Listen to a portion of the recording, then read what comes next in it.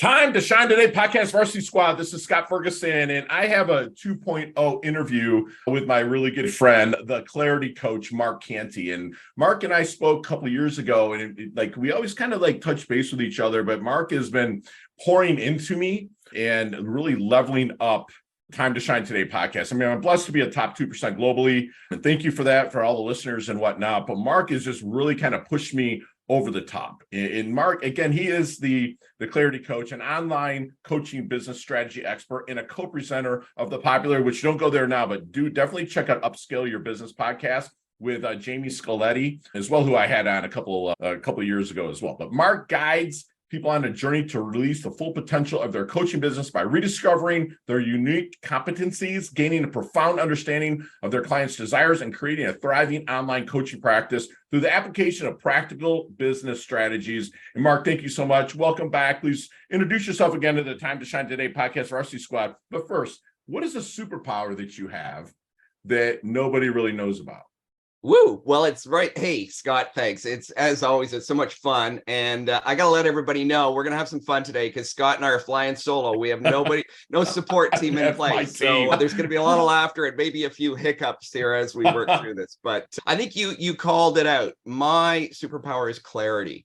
You know, I was raised in a small business environment, and I've just always had this ability to walk into a business, whether it's brick and mortar or see it online, and instantly, you know, it's kind of like the Matrix to me. I can see all the little things in it, and I can see the tweaks and the things that need to be clarified and need to be removed or need to be added, literally, you know, in an instant. So I know that sounds maybe braggart or whatever, but it's kind of an intuitive thing for me that that I cut straight to the chase and see what's new, what's fresh, what needs to be done.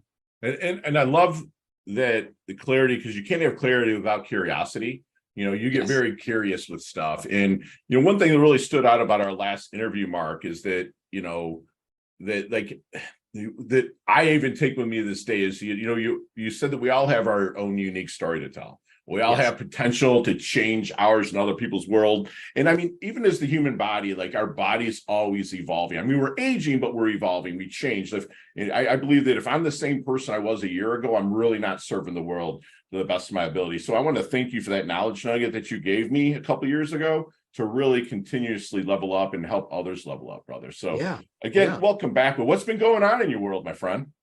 Well, what's been going on in my world, and I think, you know, you just called it out again, this idea of we live in a world of constant change, and change is accelerating. As a matter of fact, in a few minutes, we're going to jump over. I want to share a few visuals with everybody, and those who are on the podcast and can't see it, I'll just quickly describe each as we go through them. So hopefully that helps you, or we'll give you tools so you can get the slides and you can see. Yeah, it'll be in the show notes for sure, Mark. But the idea of constant change and embracing it excites me rather than, you know, a lot of people fear change. And to me, as I see, because it can be overwhelming, right? When you see things coming at you so fast, you think, oh my God, I just got this finished. How do I now move on and adapt to this new change? So how do we do that? How do we get in that mindset where we're making decisions faster and we're feeling confident in them? You know, to me, that's really key. And one of the hottest topics right now, and what I'm following to a T, and I'm going to share why, because to me, this is a major transformation that's going on, not just in the online space, not just in the business world, but in the world in general, is AI. Yes, sir. And you can be afraid of it. You can think that it's, you know, the devil incarnate, but the reality is it's here. Yeah. And it's going to be upon us, and it is upon us. And if you don't embrace it and really figure out how to leverage that to the best of your ability, not to take advantage of people, but in an ethical and congruent way that fits with your values and fits with what you want to do in terms of serving the world and serving the people that you serve, you're going to get left behind. You know, others are going to step into that space and do that for you. So I want to focus on that today and really encourage people to dive in and understand, not get overwhelmed with it, not chase rabbits, but to really understand how they can leverage it. I love it. And I love that you said that, you know, that it can be the devil incarnate, and there's so much change. But Mark, when I'm 51 years old, and I know that in school, teachers would frown on me having a calculator in math class. And I'm sorry, but a calculator is nothing more than AI at its earliest infancy, right? And it was like Right we were on. using it. And now, if you don't have a calculator, much less that, a laptop in class, then you're Yes. left behind, right? You bet. Okay. Parents are running out. It's part of the package they have to pick up before the kids go in September, right? Right, It right. used to be pencils, coloring pencils, notepads. Now, Trapper keepers. now it's laptop, calculator, Yeah. even farther than calculator. Now it's the laptop, right? Right. And that's all AI at its infancy. At one time, it was all AI. When you went to a web page, that was artificial intelligence in 1995 or 7, or when we really started surfing, right? And so what really clicked with you, Mark, to say, hey, man, I see this. I'm skeptical yet interested, but then it clicked and said, hey, man, I'm going to implement AI to my version of changing the world. Like, what really clicked with you? What was it, Mark? Yeah. I love this is a perfect segue. You're bringing up metaphors that are blowing my mind here. But the idea of the calculator moving to the computer, moving on, is speed is the currency today. Yes. Yes. And what did the calculator give us? It said, well, you could write out this long algorithm. I mean, I remember from uni days, writing out in statistics, writing out these long formulas and then programming them into my little calculator. Right. But before that, it was all done longhand. How long did it take to write that out and do that calculation? Then along comes the calculator, and all of a sudden it's, a millionfold. It's done in terms of speed, that it changes everything. Then the computer comes along and does that even faster. So this is a key, I think, to AI, is that what it's going to allow us to do is to accelerate at a dramatic rate a lot of the things that we can do. And not only that, but it's going to allow us to do them better and at a higher quality standard than we possibly could on our own. Right. So I'll give you a quick example. And this is where I got to be careful, because Scott and I can get together. We could this podcast could go on for hours. So I got to be tight here. Yeah. Real quick, Mark, while you're getting set up, Squad, I'm going to preface this is that this will be in the show notes, because we're going to do a little bit on video here, and that, Mark's going to kind of have a teachable moment here. So I'm going to actually do the whole full length video on Vimeo and YouTube, and also this part where Mark's going to have a little teachable time for us.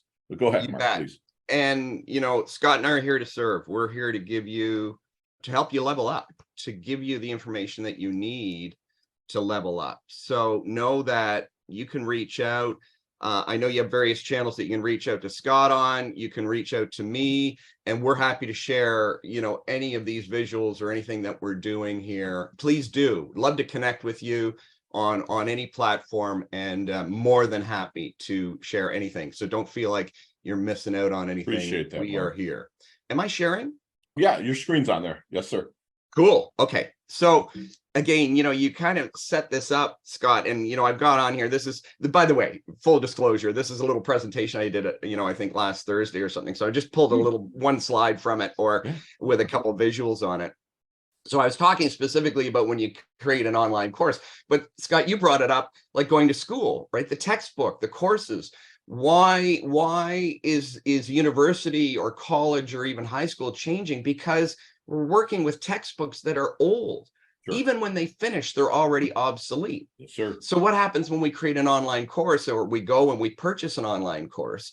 We kind of get into this situation where it's a roadmap that somebody's created for it, but it's like an old school roadmap. And by the way, I'm describing the pictures that if you can't see the visuals, I'm describing them. So it's like, you're going to go to the gas station, you're going to buy an old school roadmap because you want to get from A to B, right? Right. Here's the problem. What happens if the road's closed? Right. What happens if there's a traffic jam? What happens if there's that big detour sign? And we've all inevitably experienced this. And we turn left and we follow that detour sign. And guess what? There's no more detour signs. Now we're lost, right? We're lost in Detroit, and we don't know where to go because somebody forgot to put that next sign up at the turn. So what this correlates to is how fast things change. And the fact is that we have that roadmap, but the roads are constantly changing. They're being moved. There's detours, there's construction, there's traffic. Sometimes the roads don't even exist anymore because they've literally put in a bypass Right. And the roadmap is obsolete within months. Yes, But that sir. months is now turning into minutes. It's Right. turning into seconds. And if we relate this to growth of technology or anything in the world, think back. And now I've got, if you think about this massive, what we would call this, a ramp, if you will, a line, if you will, that's going to be exponential growth. We look at the time it took from the printing press, then to move forward from there, and all of these inventions that happen, the telescope, the steam engine, the light bulb, the telephone, the car. You've all seen this graph before. And it just keeps getting steeper and steeper and steeper. And as we go up that steep curve of the graph, we're seeing the microprocessor, the word processor, then DOS was created, then the Mac came out, then we got cell phones, then the internet came along. DVDs, anybody remember those? How about 8-tracks, right? Yeah. Yes, sir. How about VHS? Right. All of those things that came and went in a heartbeat. Now we're into hybrid cars. Now we're into flying cars. I don't know, you might have seen this in the news that the I don't know what body it would be in the government, but whoever handles the traffic and everything has approved the first flying car. Right. So that's crazy. It's insane. Along comes Google, YouTube, Facebook. All of these are happening. The iPad comes out. Then we've got driverless cars, right? We've got Tesla. We've got 3D chips coming out. The flying car, like I said, is on the market. And guess what's now next upon us right now is AI. So all of this is happening really, really fast, which makes that concept of the paper roadmap even more obsolete. Sure. So what's the solution? What is the next evolution of that we've come up with? GPS, right? Sure. Yes. Remember old school GPS when you used to buy the GPS for $1,000? I don't know if anybody on this call remembers, when it first came out and people were buying a GPS and mounting it in their car and then paying for maps. Right. Yeah. Now that technology is obsolete, right? Who even has one anymore? Can you even sell one? I mean, they might be in a junk box in a garage sale for free. Right. Right? Because now we've got it all for free on our cell phone. Right. So this is where AI comes into play, is how do we pick up the speed and how do we make that change? I'm going to go ahead and stop sharing here, but that was the visual I wanted to share with you. I love that visual. Did that make sense? Absolutely, because everything is changing in real time. And I love how you backtrack through time with regards to how everything is evolving. And thank you for putting that out there. For those that are able to see it, again, it'll be in the show notes, squad. But for those being able to see it, it really, hit home. So thanks, Mark, for that. Cool. So this is where we're at. And I think, and I'm going to give kudos and credit again where credit is due to Scott, because he and I were chatting a little while ago and he said, it's kind of like I'm an artist and it's the brushes have changed. Mm-hmm. And I thought that was a wonderful metaphor, Scott, because you think about artists who are embracing technology or using like MacBook Pros or the iPads and are creating incredible visual art with that, right? There's a new brush. There's a new brush. And I think that's a really cool way of looking at AI. It's another brush that will allow us to embrace that concept of speed and be able to produce things faster. And I think you've got a great example of this. I mean, I shared a little tool, and we'll give it to you here on the podcast. It's called Max AI. It's an app you can download for Google Chrome. I'm not sure what else it's available on. So Scott and I were chatting about this, but maybe you can tell your guys, it was incredible. A couple of weeks ago, I spoke with Mark, and he's like, Fergie, I got a really cool thing to share with you, and it has AI. So when Mark says something, I generally tend to listen in with, I really lean in and listen with my neck. And so I took the ideas and I started having the AI, like from all the notes that I take, all the transcripts that we do with a voice transcription, and kind of dumped it into the AI and prompted the AI to deliver me, 4 or 5 podcast titles. And it just happened to be the way that it set it up. They're beautiful titles. And I was like, I'm going to use this. And I also had them develop me hashtags and tags for YouTube and on and on. And my downloads exponentially went up. I did nothing, changed anything with the marketing. The guests that I have were fantastic. But I don't think it would have mattered if, I had somebody that is just a regular coach, or if we had Tony Robbins on, I would have still had the same downloads because of the tool that Mark kind of turned me on to, the Max AI. Beautiful, beautiful, beautiful tool. So thank you, Mark. You're welcome. And what a great example of how fast, we also, I think you were sharing with me, Scott, that you're doing, how fast you're able to do this, where before it was kind of agonizing, or you had to send it to a team for, rewrites and everything else. Right. I liken it to, here's the way I look at it. And you and I talked about this a couple of weeks ago, Scott, is that a lot of people look at, and this was how it was first introduced to me. They said, like ChatGPT, for example, it's gonna get rid of Google. It's like a search engine. It is not a search engine. It's not a database to search from. So here's the mind shift. It's a reasoning tool. And this, I got to give credit again. Sam Woods was the one I first heard this from. It's a reasoning tool. So think about it this way. You've got these tools allow you to have basically a PhD who has studied everything on the planet, and you're able to ask them questions and you're able to reason with them. In other words, you're able to have a dialogue or a conversation with them. And that is such a different way of looking at it than just searching for something static. Instead of just saying, oh, give me this or give me that. You have to be able to have a dialogue and have to use it as a rationalization and a reasoning tool. And then you're plugging into this PhD who happens to have a PhD in every topic on the planet. Yes, that is a fantastic metaphoric way to really talk about it, because it's like I would put in almost when I was first doing the prompts. And Squad, if you don't know, the prompts are what you're going in to ask your AI.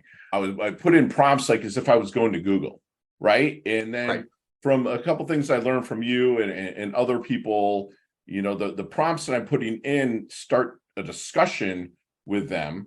And I feel that AI is going to learn, if it isn't already, is already going to learn our personality, the way we can prompt it to learn your personality and whatnot. But I think that eventually, Mark, especially if it's Google, I've had a Gmail account since 2000 or 2001, right? Yep. So I think that Google already knows a lot about me, because if not, all these ads wouldn't be showing up on my sidebar, and stuff like that. But I think they know enough about me that they know how they can present it to me. But let me ask you something. What do you think the dangers of AI could present? Dangers, it could be a physical danger, it could be a technological danger, but what dangers do you think possibly, if it's not controlled, could AI present to us? Because a calculator is a calculator, a laptop's a laptop. You could use a laptop to learn how to build something to hurt people, right?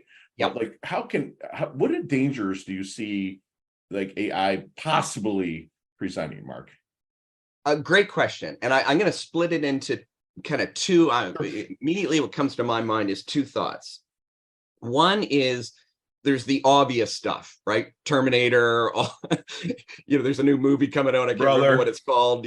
All of that stuff is real. This is where AI could really take over. And we hope that the powers that be are paying attention and are keeping, that in check and keeping, in control of it, for sure. So I think we need to be aware of that. I think we also need to be aware of things like deep fakes. I saw an ad campaign. I couldn't believe how long this ran. It was on YouTube. It was on Facebook. And I kept seeing it pop up. And I thought, how is their algorithm not picking this up? It was targeted Canadians. And it was Gail, whatever her name is, Oprah's, buddy, Gail King. I think so. Yeah. Gail King kind of doing this is the greatest thing since sliced bread. Canadians are never going to have to work again when they invest in this amazing new product. And then she introduces Elon Musk, and he starts talking about this new technology that he's created, that if Canadians get in now, they're never going to have to work again because it's going to go through the roof. And you could tell, if you've looked at it, you and I are in the space, we can tell deep fake. Sure. Unfortunately, a lot of people can't. I heard this the other day that a woman saw that ad and lost her entire life savings, all of her, an older woman, all of her retirement savings. She lost $750,000 because of that ad. That was run as an ad. So how did they get by, the firewalls of Facebook and YouTube and everything to actually, they had to become an advertiser, a publisher, like that's scary stuff. Sure.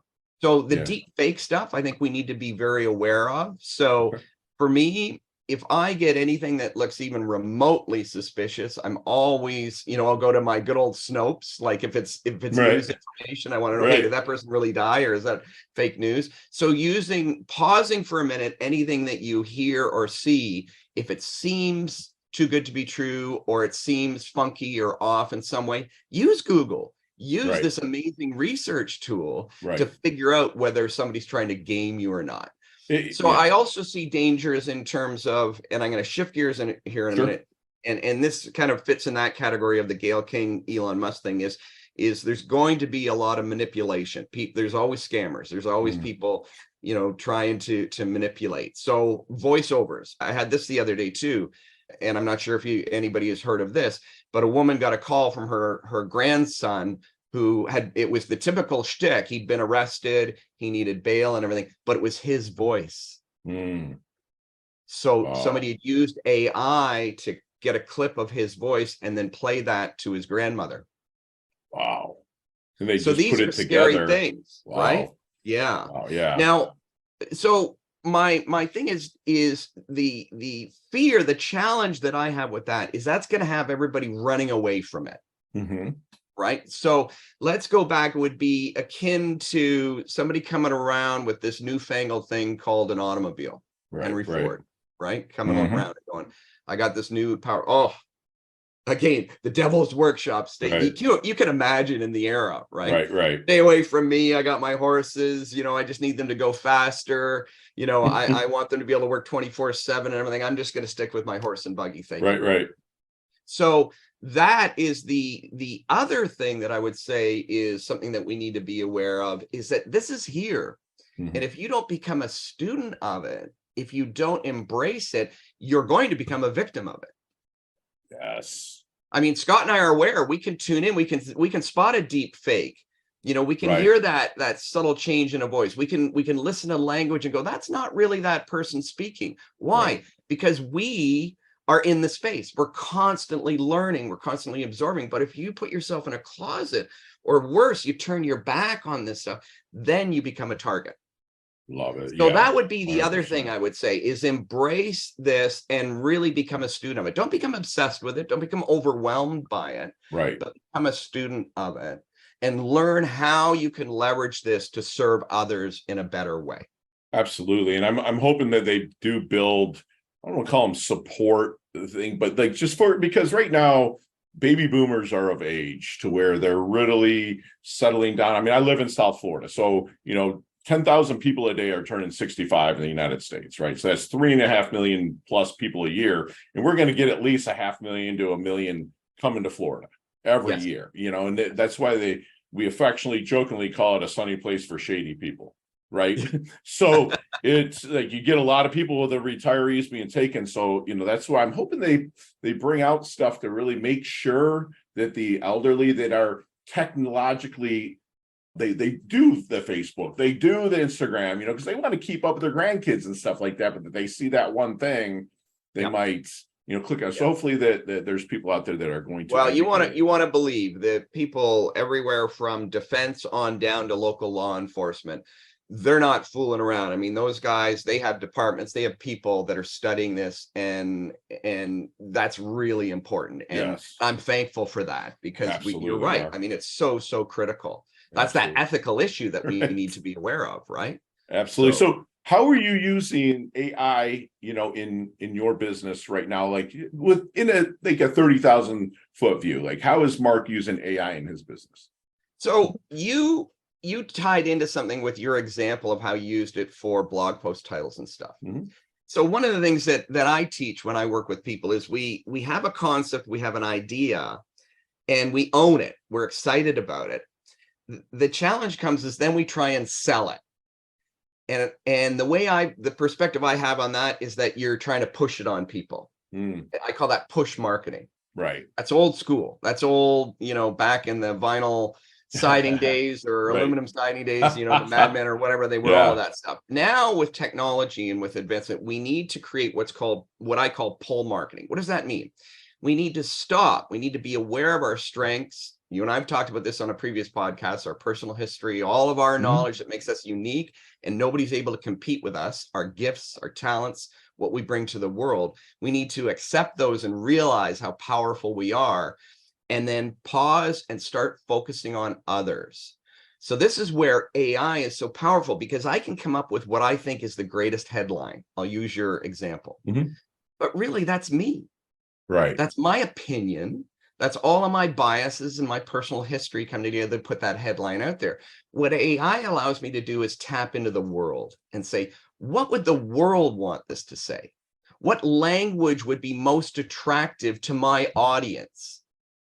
And isn't that giving them a gift? Because if I do it my way and 1,000 people don't hear my message, then I feel sad about that, because I really am passionate. Right. You can tell. I want them to hear my message. But if I can language that and create that language in such a way where those 1,000 people go, oh, I want to hear that podcast. Sure. I want to hear Time to Shine. I want to hear that specific podcast because of the way it was written. That's where AI can help me. Oh, beautiful. Yeah. It does, because again, like, I'm also hearing, and I know that it's true, that you have to set kind of some of your ego aside, because you might want to write something a certain way, and your mom and dad and people might, okay, that's cool. But like you said, you're asking the AI, like, how would the world want to have this presented to them? That's awesome, man. That's awesome. Where I'm really right now. I'm diving into it so deep and using different models, because that's the other thing. You can plug in, psychological models and all kinds of language models and things into your prompts that will then produce content in different ways that will appeal to the people that you want to appeal to.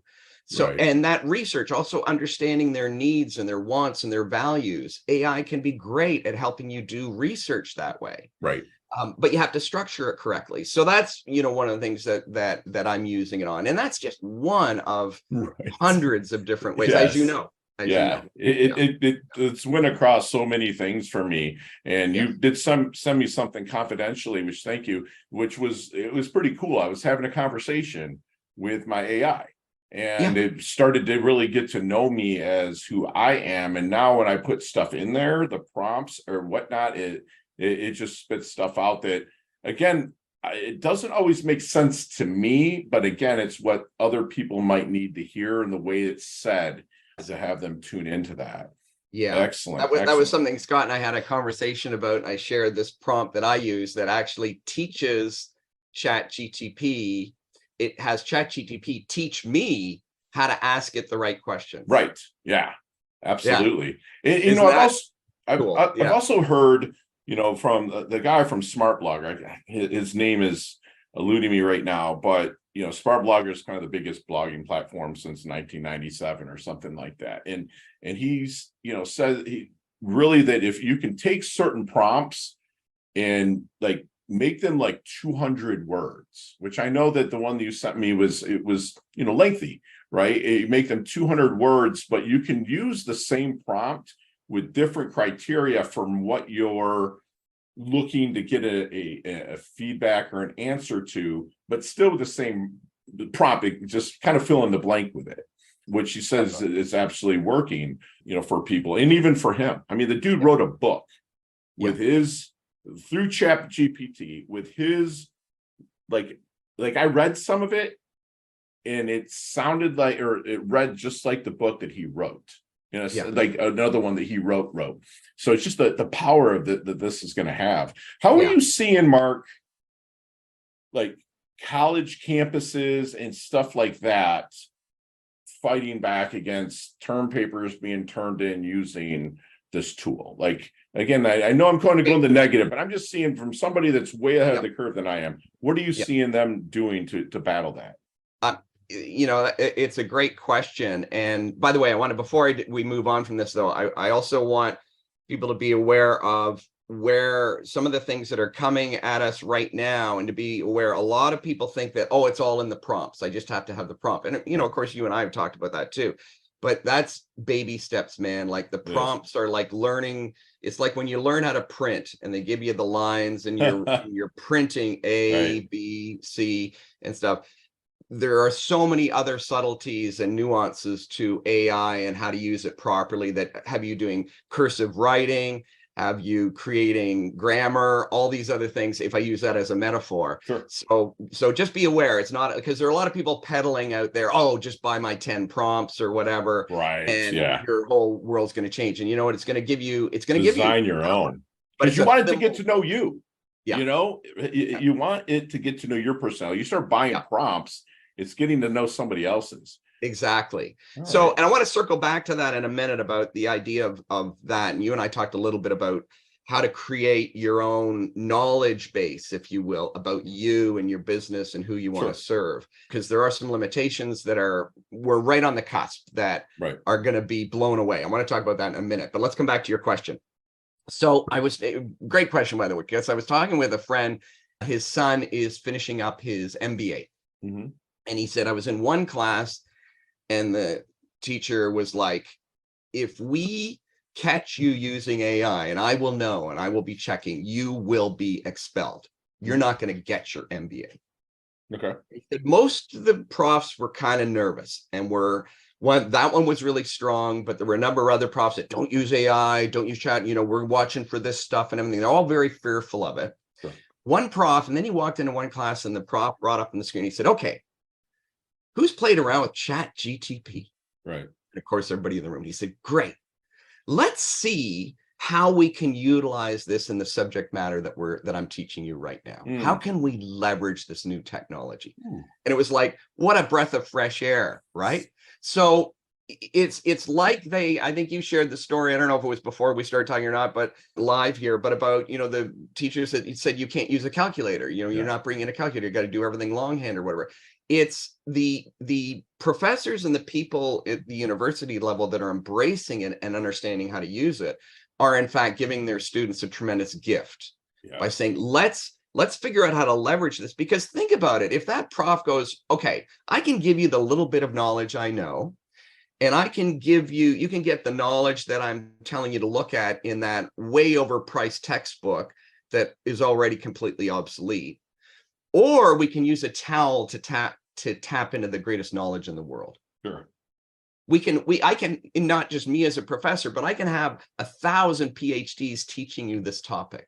Right. So embracing it that way as a tool is, to me, the leading edge professors. I'd be listening very carefully. If I was a student, if I was a parent, I'd be going, okay, which teachers are embracing this and figuring out a way to teach my kid how to use it?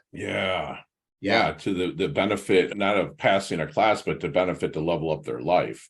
Exactly. You know, I love leveling up by tapping into this knowledge base, the world's knowledge base that we can tap into in a heartbeat.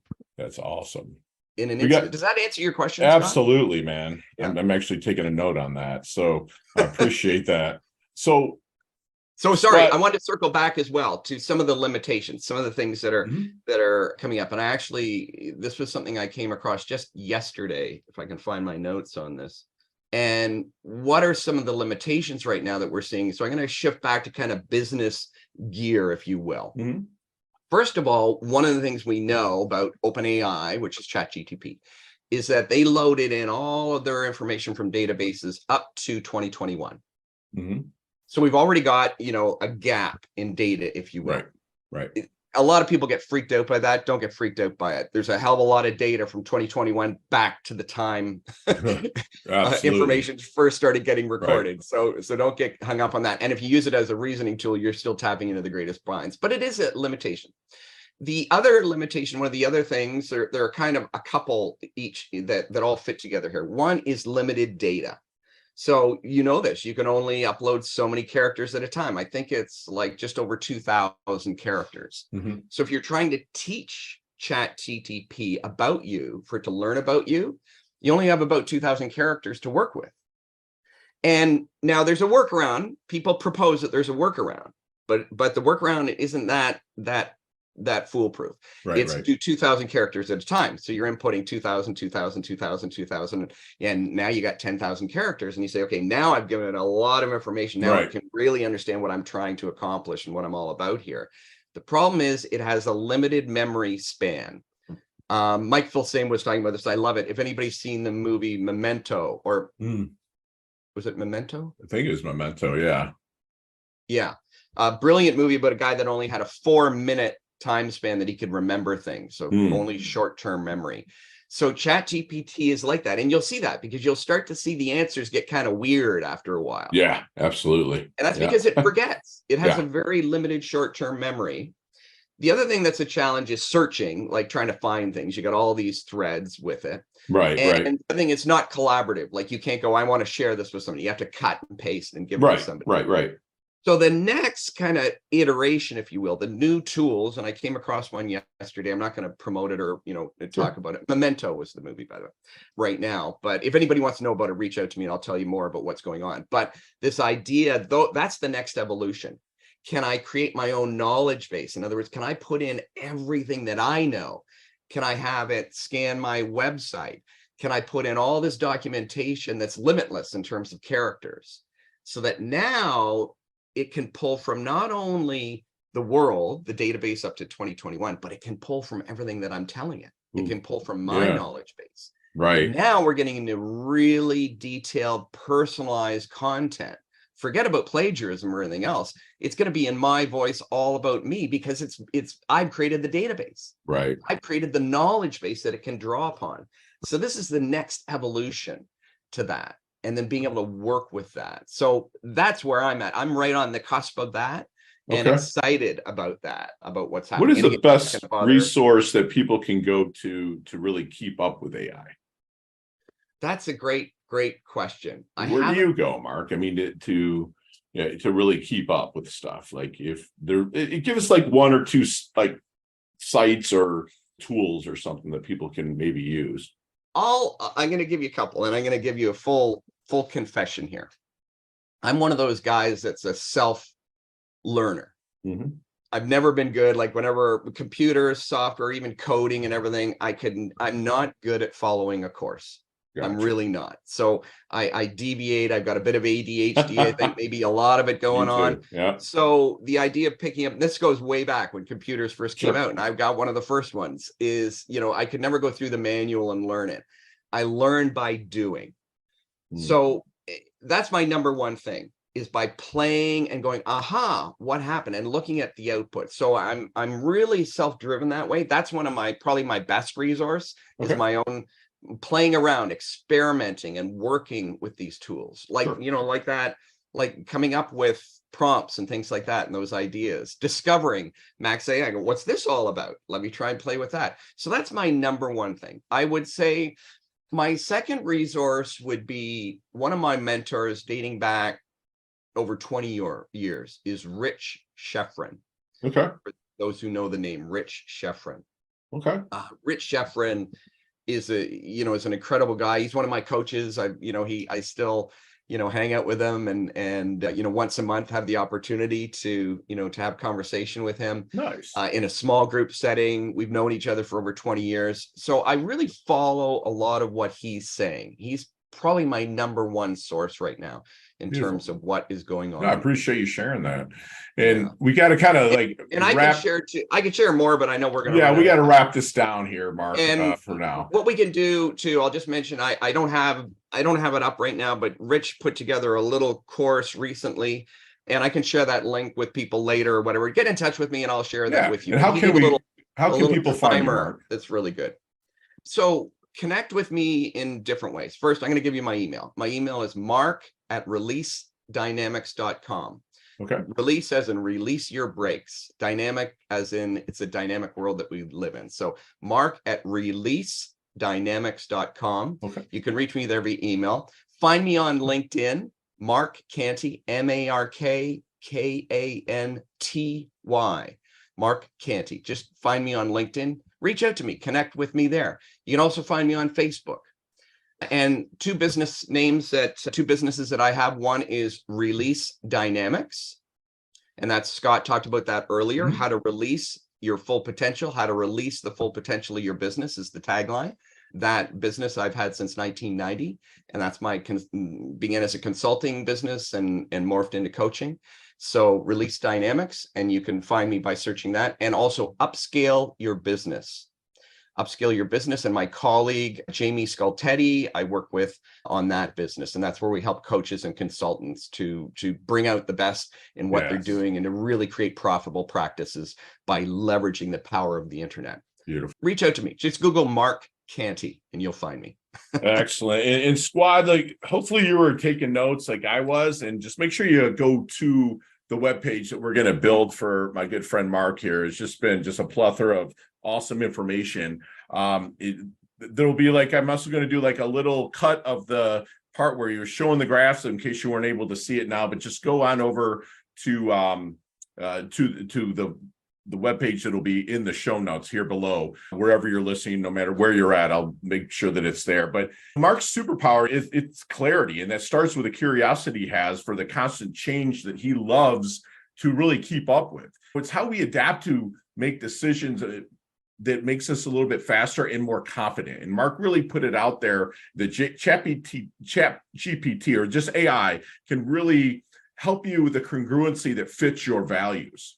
Mark said that speed is the currency of today. AI will allow us to accelerate at a dramatic rate and really do it better. And just remember, it's not a search engine. It's a reasoning tool. Have a dialogue with your AI, like really get into it and become a student of AI because it's not going anywhere. Become a student, or like Mark said, become a victim. You want to keep your cup full so you can pour into others.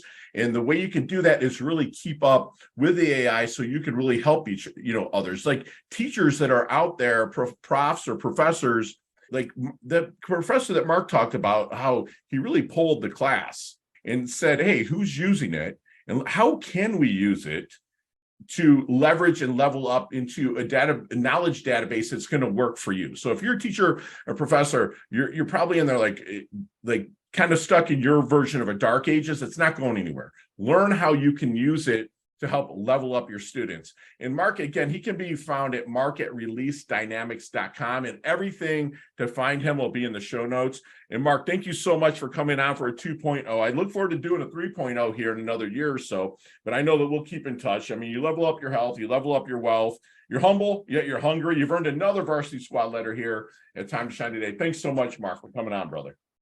Thank you, Scott. I appreciate it. And let's not make it a year. Things are changing too fast. Yeah, that's very true. Let's not wait a year.